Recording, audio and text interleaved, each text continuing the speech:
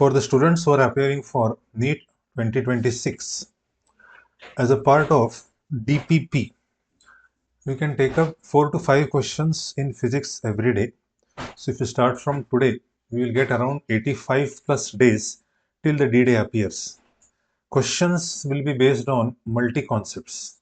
So 4 to 5 questions every day. Starting today, we can take up this question. Block of mass 2 kg pushed up a smooth incline making an angle of 30 degrees with the horizontal. Initial speed is given 10 meters per second.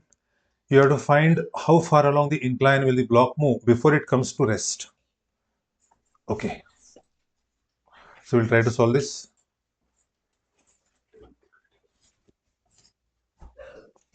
So there is an inclined plane.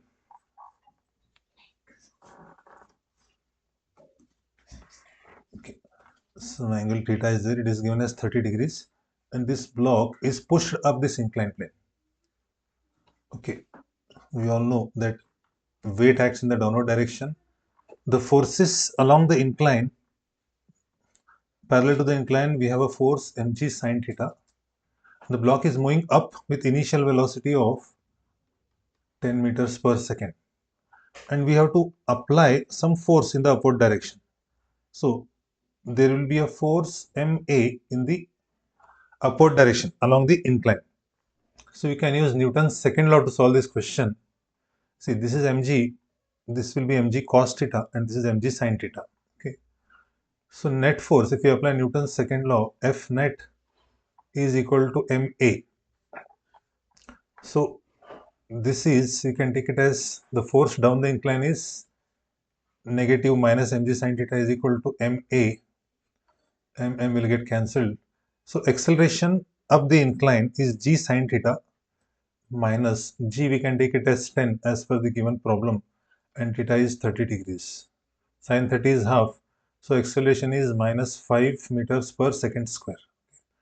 See, in this we have to find how far along the incline will the block move before coming to rest. That means if the block moves certain distance s and then finally it will come to rest, you have to find maximum distance traveled by the block. Distance traveled by the block. We can use one of the three equations of motion. V square minus u square is equal to 2as. Let this maximum distance be s. So the block is going to stop. Final velocity is 0. U is 10, 10 square. So acceleration is minus 5 into s. So if you just see, this is 100 and this is 10. So s will be equal to 10 meters. So your first option will be correct. Let's take up the second question. A wire of resistance R is uniformly stretched to double its original length without loss of material. What is its new resistance? 4 options are given. See, resistance of a wire, we know that R is equal to rho L upon A. Okay, rho is resistivity. Now here, initial length L1 is L. It is stretched to double its length. So final length L2 will be equal to 2L. Now, when the wire is being stretched, its cross-section area will also change. So you have to calculate the final cross-section area also. Okay. If A1 is equal to A, what will be A2?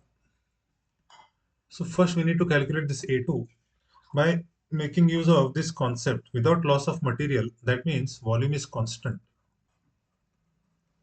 Volume is constant. We know that volume is area into length. So A1 L1 is equal to A2 L2. So this is AL is equal to A2 into 2L. So if you can just see, A2 is half of A. Now, new resistance, if you want to calculate after stretching,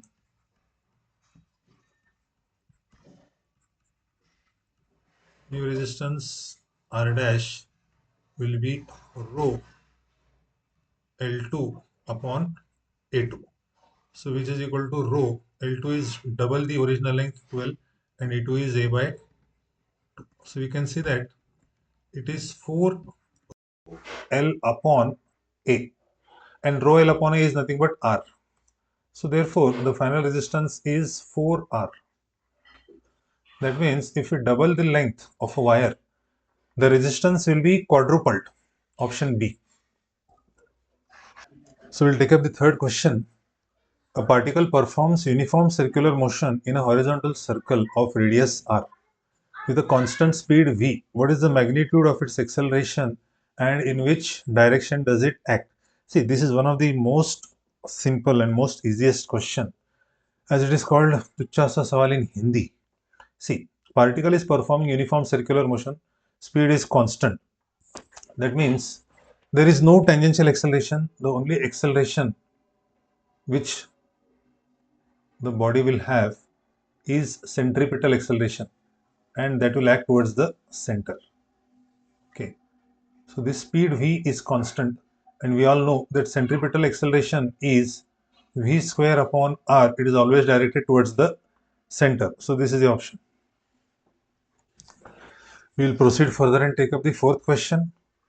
De Broglie wavelength of an electron accelerated through potential difference of v volt is given by lambda is equal to this.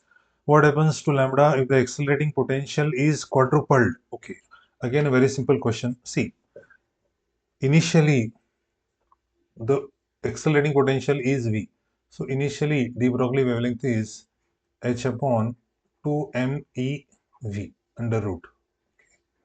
Now this accelerating potential is quadrupled. That means this is made 4 times. So what is the wavelength lambda? Do you think we need to solve this also? See, 2me and this will be 4v. So this 4 comes out. This will be half of h over 2mev. See, h upon 2mev is your lambda, the original wavelength. So lambda dash is equal to lambda by 2. That means the wavelength becomes half. A will be the correct option. We'll take up the last question of today's session. An object is placed between optical center and principal focus of a convex lens. What is the nature of the image formed? See, this is one of the 6 standard cases of image formation for a convex lens, and you are already familiar with this case. When the object is between optical center and the focus, we get an enlarged virtual and erect image, just like this. This is a rough sketch which I have tried to draw. So the correct option will be virtual erect and enlarged image. That is option number C.